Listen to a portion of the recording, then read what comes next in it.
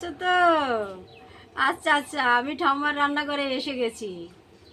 তোমরা তো সবাই এই জানো আমি নিজেই ঠাম্মা, নিজেই রান্না করি, তোমাদের সঙ্গে কত আনন্দের কথা বলি। তাহলে আমি আজকে কি রান্না করব দেখো। আমি আজকের এই যে লাউ পাতা বাটা করব। এই লাউ পাতাগুলো দেখেছো তো? এই টাটকা টাটকা লাউ পাতা।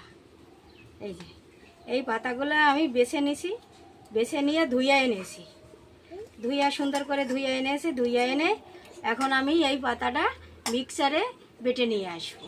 তারপরের অংশ আমি তোমাদের দেখাবো, আমার সঙ্গে থাকো। বন্ধুরা দেখো, এই যে মিক্সারে সেই লাউ পাতাও বেটে নিয়ে আসছি, এই দেখতে পেয়েছো? আচ্ছা, তাহলে আমি এখন কি করব, এইটা ফোড়ন দেবো কড়াইতে। তো কড়াইতে আমি তেল দিয়ে রেখেছি, গরম হবে তার জন্য। এখন আমি এর মধ্যে দুটো লঙ্কা দিলাম, দুটো তেজপাতা দেব, একটু কালো জিরে দেব।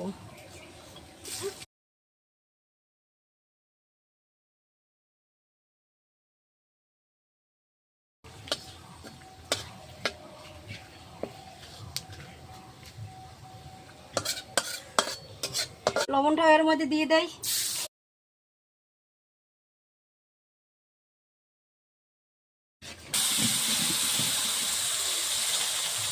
বাটাটা হাত দিয়ে তুলে দেই।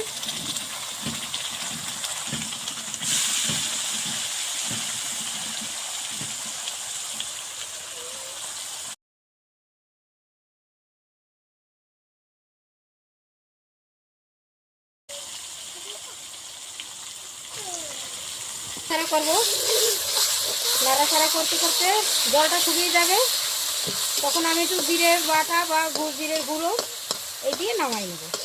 তোমরা আমার সঙ্গে থাকো, আমি আজকে নাড়তে লাগি, জলটা শুকো। আমি নাড়ছি এত সময় লাউ পাতা বাটা, তাই সেটা আমার এই হয়ে গেছে। এখন আমি একটু জিরার গুঁড়ো দিয়ে নামাবো। এই দেখো কত সুন্দর হয়েছে।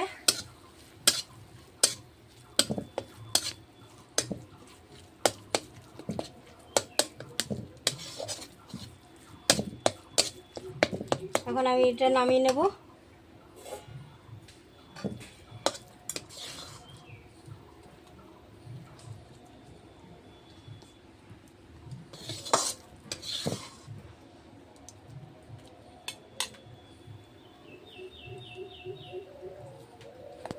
বন্ধুরা দেখো, তোমাদের দেখে পছন্দ হবে, খেয়েও মজা পাবে।